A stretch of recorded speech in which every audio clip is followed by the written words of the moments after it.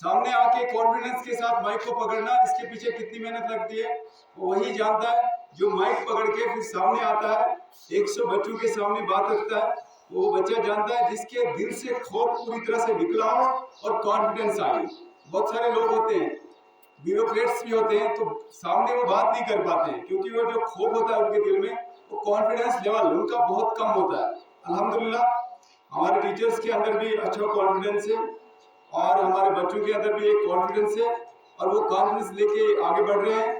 तो उम्मीद करते हैं इंशाल्लाह वो दिन दूर नहीं होंगे जब उस्तादों की मेहनत से, बच्चों की लगन से, वालिदैन के ताउन से, एडमिनिस्ट्रेशन के ताउन से हमारे स्कूल के बच्चे बहुत आगे जाएंगे। उम्मीद करते हैं कि ये कौम को रहबरी करें, कौम की नुमाइंदगी करें, कौम को रिप्रेजेंट करें, कौम को आगे लेके चले और इस समाज को बहुत ज्यादा कंट्रीब्यूट देके इस दुनिया से रहलत करें। इस बात की उम्मीद, इसीलिए हम इधर जुड़ते हैं।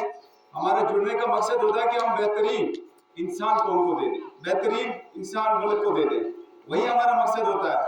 तो इसकी शुरुआत हम करते हैं लीडरशिप से, ऑरेटेशन से। कौन कितना ऑरेटर बेहतरीन है, कौन कितना बेहतरीन पब्लिक स्पीच दे सकता है, किसके पास पब्लिक स्पीकिंग स्किल्स हैं और कौन कौम को मोटिवेट कर सकता है। तो आज की मॉर्निंग असेंबली में जिस तरीके से यूनुस साहब ने मॉर्निंग असेंबली को कंडक्ट किया बहुत जबरदस्त था। बच्चों ने जिस तरीके से पार्टिसिपेट किया, खासकर लोअर क्लास के बच्चे जो थे 5th से लेकर केजी तक, इन्होंने बड़ी अच्छी तरीके से तिलावत कलाम पाक ठीक तरीके से हुआ।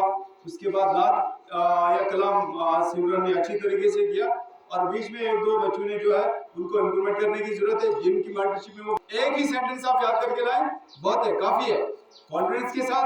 और पेपर रीडिंग नहीं है, पेपर रीडिंग को पूरी तरह से हमने एलिमिनेट करना है।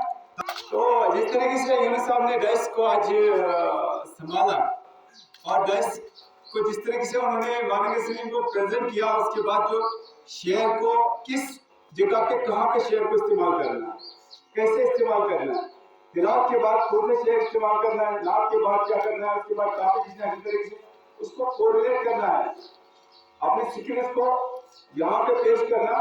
उसके लिए गुजरात साहब ने इनके लिए तोहफा इनाम है, तो वो डाइस पे आ जाएंगे और इनके साथ शाहिद साहब और सिमित साहब आएंगे। सिमित साहब और शाहिद साहब इनको ये ये कर देना टोकन ऑफ लव और इनकी उत्तरदायित्व के लिए जो टोकन ऑफ मनी है वो पेश करेंगे मोहतरम समीर साहब और मोहतरम शाहिद साहब। आइए तो